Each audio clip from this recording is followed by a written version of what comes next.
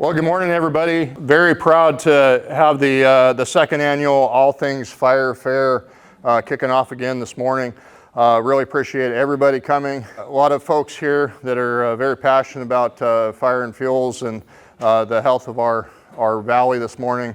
And this is a great way for landowners and residents to kind of find out what's going on in the Applegate when it comes to fuels management and forest health. So All Things Fire Fair is put on by a Greater Applegate, which everybody I hope is aware of what a Greater Applegate provides that forum for the fire and forestry working group. So that's pretty much every group here that's doing work in the fire and forest environment here in the Applegate Valley in Southern Oregon. They're all represented there very well, and we wanted to share that a lot of work went into this presentation and meeting all day today. We brought in some awesome speakers from all walks to be able to talk about the different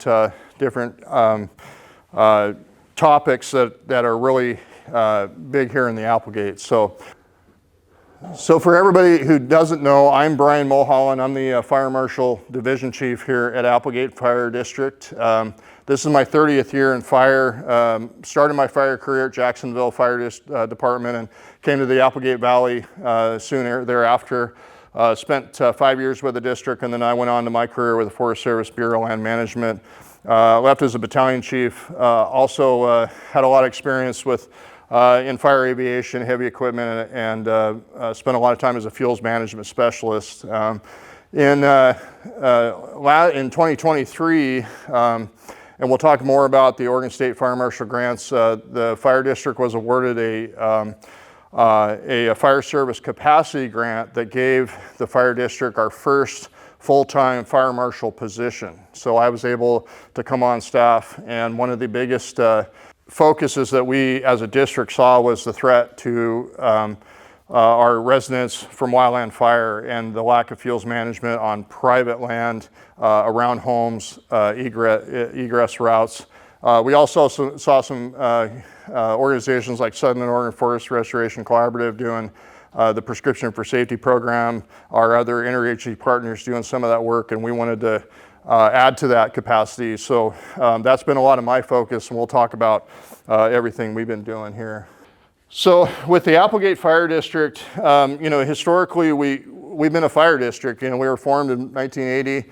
I was here as a volunteer firefighter and seasonal firefighter. Our district has changed in a way of that we don't have the volunteers we used to, and we have to do a lot more with less. And we've gotten very creative in how we do that. Reached out to some of the grant programs that are available from Oregon State Fire Marshal, and we've really capitalized on providing the best service we can with the resources that we have. So we focused on when we got the grant to assist residents with fuels reduction work. We focused on some services that we offer, and that's one, our vegetation trailer. Well, starting, we have our community chipper program. So we are very, very inundated with calls for service. We're getting through each one of them as best we can. And I try to get back to each and every one of you. However, we just have been way over inundated for 2 or 3 of us doing the work. So we have our chipper program where vegetation is laid out for us. After you cut it, we can come and chip it. Usually run roadsides or driveways or things like that. We did get a grant from the Roundhouse Foundation and also some district funds. We were able to buy a more of an industrial forestry chipper that's really suited us very well for the type of work that we're engaging in. So that's been a huge tool to the district. We also assist Jacksonville Fire District and their Firewise communities with their cleanup days that they do in Jacksonville, and then also some other Firewise type stuff that I'll get into. With this is a typical spot of where we're working. where we call for service that somebody has cut vegetation, placed it near the road, and we drive alongside and broadcast that vegetation onto the landscape back on wherever we're working. The other program we offer is our vegetation trailer. We were just fortunate enough through a new grant from Oregon State Fire Marshal that we got a bigger 14,000 pound capacity trailer. So now we have two, which will speed up the process a little bit of getting them out to you guys. And also it ups our capability in being what we can do with them.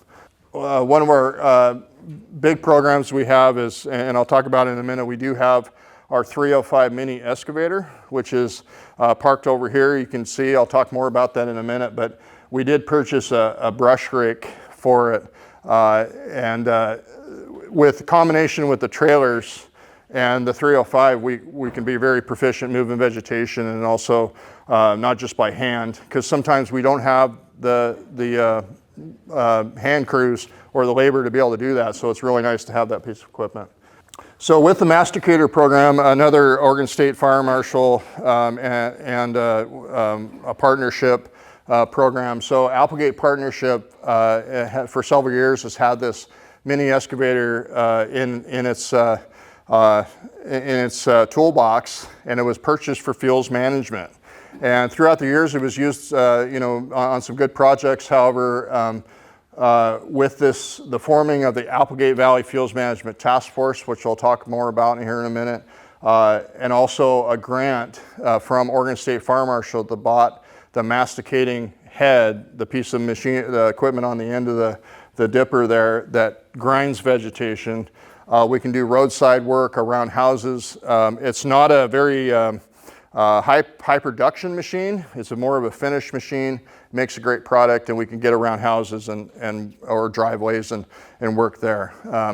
We don't have a whole lot of funds, but when we do, we try to get the work out there. So we did use the 305 mini excavator for one of our Firewise projects on Wagon Trail Drive. It was an ask of us from the Firewise community there to, on top of doing about 70 acres of roadside treatments and around houses of mechanical mastication and also handwork, they asked us to remove some hazard trees that were near the bottom of the road that they felt. We had a couple campfire survivors that were trapped during that fire in Northern California. They've since moved here, and one of their fears, and it was some pretty good fear of some of these trees in a fast-moving fire, that they would fall at the bottom and block the whole road. So we took out some hanging madrone and conifer in there, and the 305 was able to help us with that.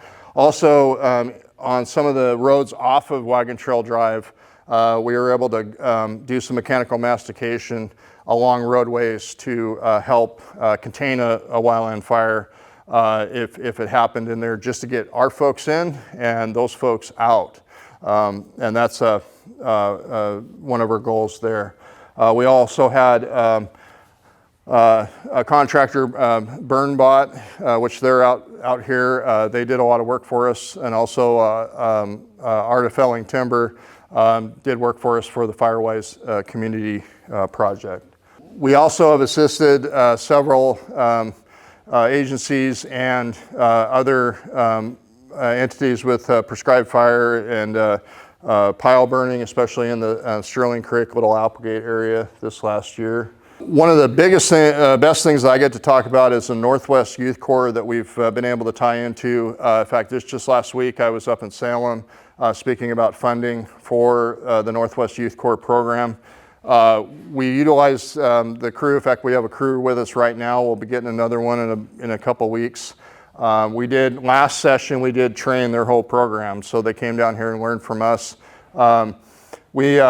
We utilize these folks who are brand new in forestry and fire concepts, and as protection practitioners, we teach them how to do all the skills needed for a forestry hand crew. We mainly teach their basic entry chainsaw and fire leadership or crew cohesion type stuff.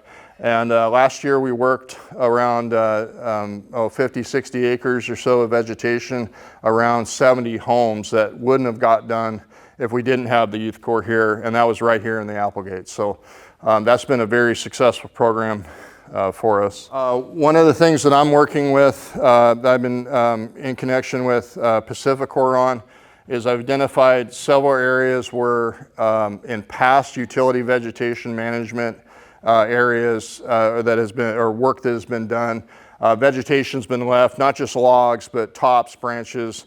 They had a practice of lop and scatter, but that wasn't very effective, especially over multiple years.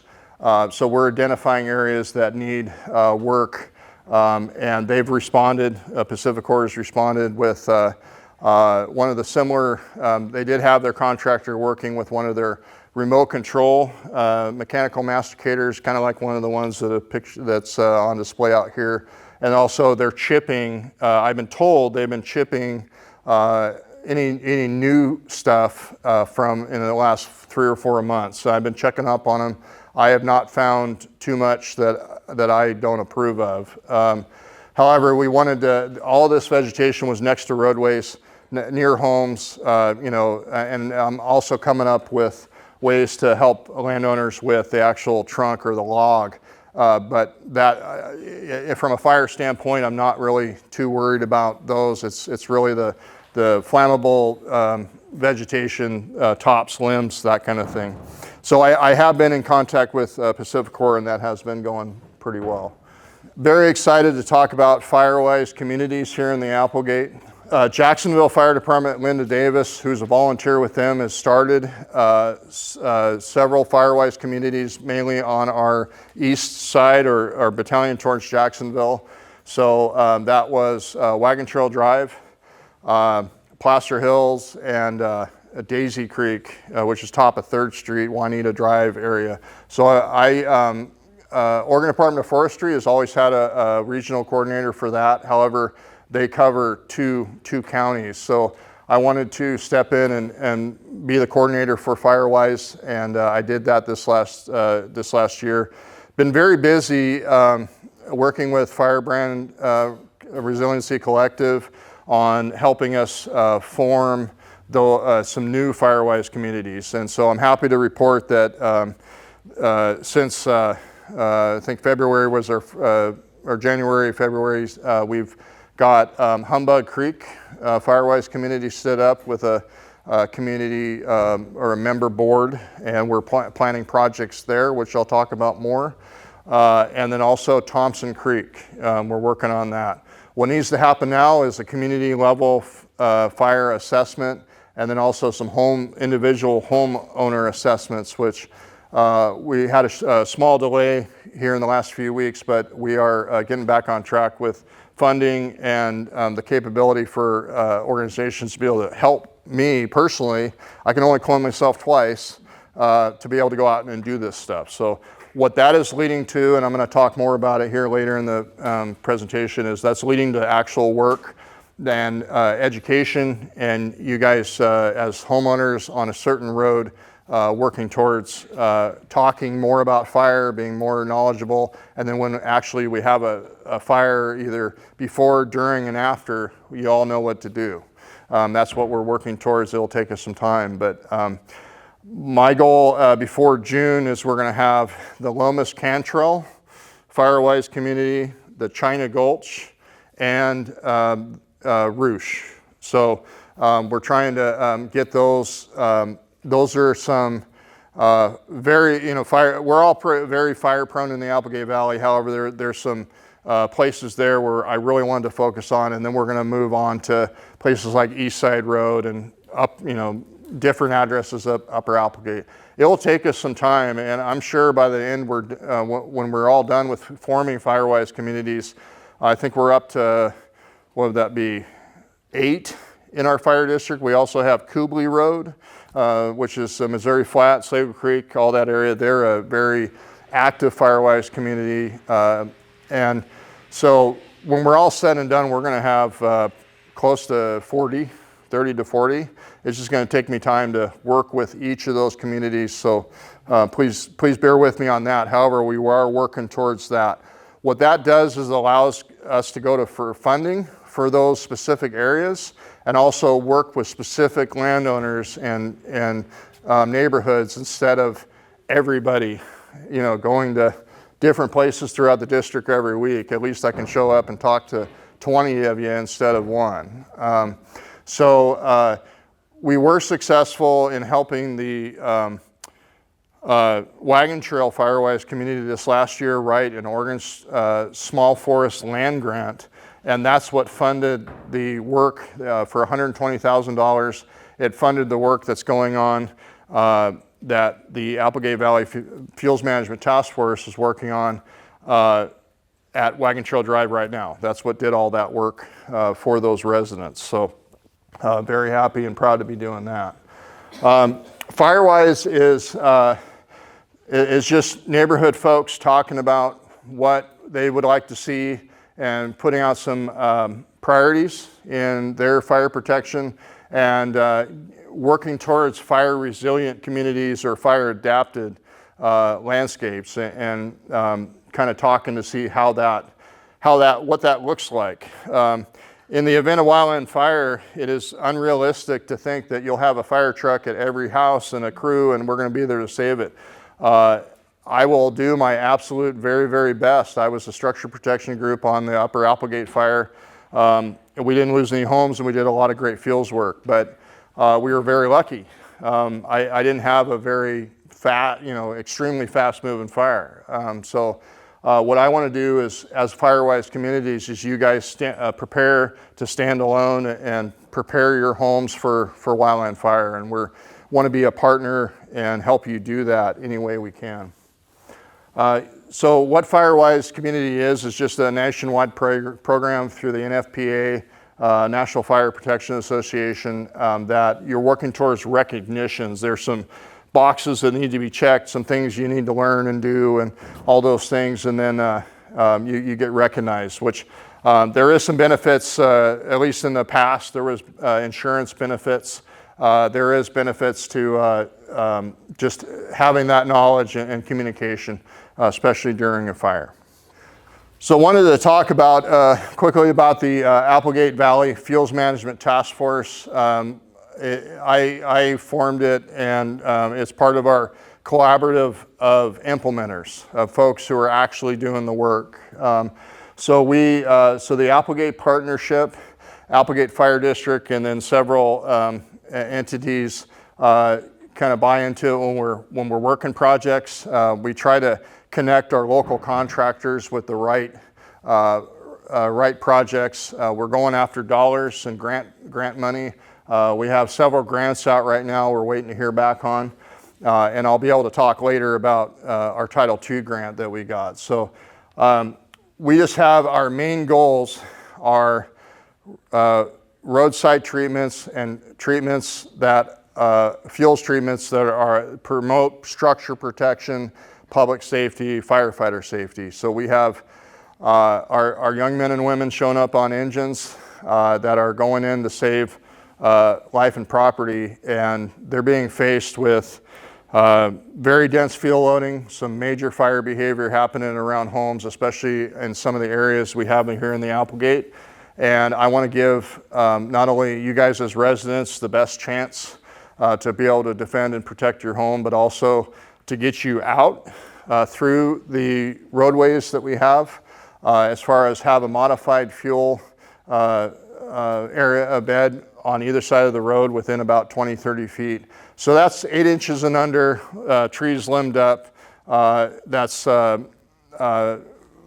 putting reducing fuels as a natural fire regime would, however, hasn't occurred. So we want to lessen the fire intensity around homes and around access points. And so we've been doing that throughout the Applegate this last year, and we're going after more funding to do that. So our focus is public safety, and then also the safety of my firefighters and giving them the best opportunity to protect your home. And right now, some of the homes, especially we rolled up on during the Upper Applegate fire, they were not defendable whatsoever. And so during I'll go to, I thought I had another slide in there. During the Upper Applegate fire, we anticipated fire coming down to I think it was about the 4,000 block Upper Applegate and Grouse Creek.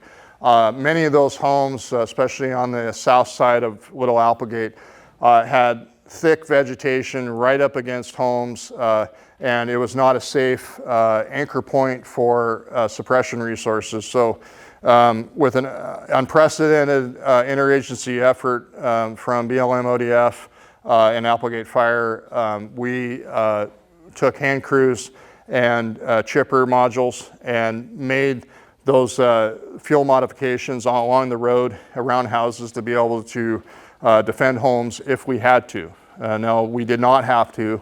However, we were ready for that. So with a larger fire in the Applegate, we're gonna use that same model. But my goal is through the AVFMT and a lot of this grant dollar that we're going after is to be able to do that ahead of time. Places like Lomas Road, China Gulch, any of those places that we have fuels modified on the either side of the road and around homes, so where if we do have a major fire come through and come off of either private forest or federal land or vice versa, that at least we have public safety and firefighter safety taken care of, that we can maybe manage that fire a little better. One thing that a big grant topic right now, and we've written, Nathan Garris from Applegate Partnership and I are working heavily on, we have a huge need for a forest product or a way to manage the sheer amount of vegetation that may not be able to be burned or utilized on site.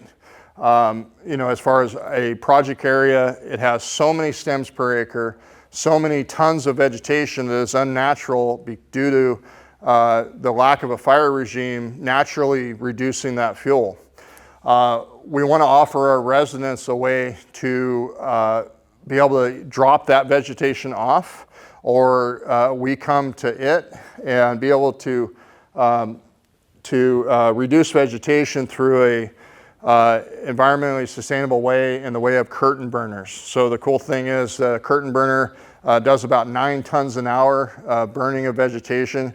It keeps air, curtain, and smoke and particulates inside the box, and it creates what's called biochar, a very awesome carbon-filled material that's used in agriculture, especially here in the Applegate. We could really benefit from having biochar available to our farms and agriculture. So we're gonna try to look at biochar utilization through grants and be able to offer that.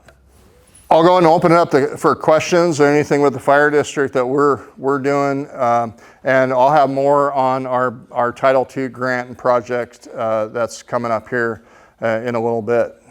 But any questions I can answer for anybody. Yeah. How new is the biochar technology?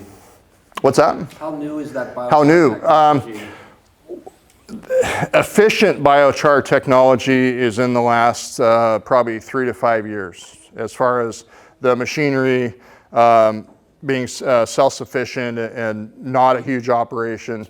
Some of the older machines were real cumbersome. I've run horizontal grinders and utilized material for cogen fuel or bark or anything like that. And if we could have a market, or as far as even if we're giving the material away, we can process a lot of vegetation cleaner, cheaper through biochar. It's a great option. But it's only one tool in the box too. To alter that, but what Brian's talking about is when you start a diagnosis of a preventative measure, that reduces the level of the fire level. And so I know that they're repealing that 762 right now, but by showing that you're doing this reduction, insurance companies obviously are gonna come out and say, oh yeah, we saw everybody's property and everybody's a high level. Totally untrue. Really where it starts is it starts with mitigation in the interior of the forest, because we have, most fires are started by lightning, either the public with cigarette smoking, chains, or your exhaust. We're mitigating our roadsides to stop that prevention, but within the interior of the forest, if there isn't some form of management that occurs, you're not gonna stop a fire with any kind of urban interface that you do. If you get the right elements, you take a look at Paradise, Phoenix, Talent, you get the right perfect storm, starting in the interior, without managing the interior, you can do this all day long and it's not gonna do a thing. You've gotta start with the interior management to slow it down, and then when it gets to the communities, we do our basic urban interface management, which then will slow it down. The idea is to slow the fire down, reducing the fuel. So the Applegate Fire District is focused on those egress routes and around homes for that. We're doing treatments to support our residents and firefighters. So that's our focus. As a contractor who creates defensible space, what can I do to best be available for this community and to work with you? Well, we just having your insurance and contracts, and when we throw them out, the AVFMT, we try to let everybody know, all the contractors that we work with. We get everybody a fair shot on being able to bid. We try to put the right contractors with the right projects, and we get the word out. So, but yeah. Yeah, I was just curious, could you define Roosh for the Firewise effort? I have not, it's really by address, and I try to make it make sense on the map as far as how it connects, but I'm thinking probably from Bishop Creek, probably to Hamilton, because we'll probably put Hamilton into Lomas Cantrell. It's just it's how a group and how different roads interact with each other, or could in a fire situation. So we've got to put a little more thought at that. But those two programs for the masticator and the community chipper program, it sounded like that's related to the egress that you've been talking about. How does that work help to kind of reduce the vegetation regrowth, or when does that need to be, not specifically, but what's the kind of range of going back to that area? Does that type of work knock it down for a good number of years, or? Sure. So I have worked, I covered the 14 counties around Sacramento for about 10 years, building field break on ridge lines, everywhere. And we had started maintaining a field break that started in the 30s by hand, and then came back, was neglected, came back full bore because you had some type of disturbance, and you didn't have follow-up. It takes several treatments, whether it's by hand, mastication, it takes several treatments to suppress new growth, especially a seed bank that's in the soil. It's not just one treatment or one type of treatment that's going to make it be successful. I'm very passionate about prescribed fire. I'm a burn boss type 2, burned most of my life. You have to follow up treatments in kind of succession of each other. So within your first treatment, which I call entry-level first entry treatment, you're going to come back in the next 2 to 3 years to do it again. You're going to have your madrones come up. You're going to start seeing your smaller conifer come up, and you can work by hand and combination mastication and follow it up with fire. or you can come in by hand, pile, burn piles, and then come up through mastication.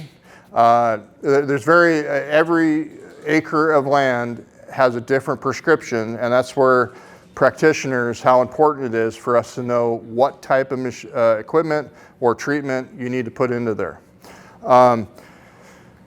With what we're doing, and the major problem that we have is we do not have the natural fire regime or the entry level or return intervals of fire naturally taking out the density, the small conifer or small trees and shrub on the ground. And so we have to emulate or mimic a natural fire regime. And however you do that with the lightest touch you can, that's what we're working towards over a landscape treatment. Now, Applegate Fire District, we're focused on very small spatial area around homes and roadsides. However, the same techniques apply. I know Rogue Valley Prescribed Burn Association is working to get homeowners with fire in their hands and able to put fire on the ground. I'm wondering, I've understood that there's a lot of capacity needed from you all to be present for prescribed burns. Is there efforts to train more homeowners to have that kind of technology and use it on their land? Certainly. So this last year, and the funding's held up right now, I have no, the cloudy crystal ball that that we're all holding. Oregon Department of Forestry and the Natural Resource Conservation Service did get a $10 million prescribed fire implementation grant to work on private land, and Applegate Fire, we're supportive of that. We want to work with our landowners. The only way that we're going to protect our homes and residents and restore things is through the natural order of prescribed fire or putting fire back on the landscape. We are going to be holding further conversations after this meeting. I'm hoping to get a community conversation about prescribed fire, but we're here to support the Rogue Valley Prescribed Burn Association, especially the Applegate Valley chapter that's standing up. That's going to be the vehicle in which they work with landowners, and that might be after treatments that we do, or that another grant does, or another entity does. You can't just go into most properties and throw fire around the ground and restore fire. That's not it. The fuel loading is so great that you have to start from that to get it back to more of a natural fuel loading or reduced fuel loading before it's ready for prescribed fire. So very, very supportive of that process. Yeah. Question. When I was working for the Forest Service, we had different criteria for if the property is undefendable, defendable, or standalone. I hear a lot of emphasis on defensible space. Is there a criteria for making a property standalone? Do you guys focus on that? Because I kind of think that's the ultimate goal. Sure. That's what I talk with folks that I do assessments with, and that is the ultimate goal. I want to stand alone and fire. I would love to see fire come to each home, and we're pushing fire around houses, and or it stops, slows down, falls on its face, whatever, and burns around homes and not through them.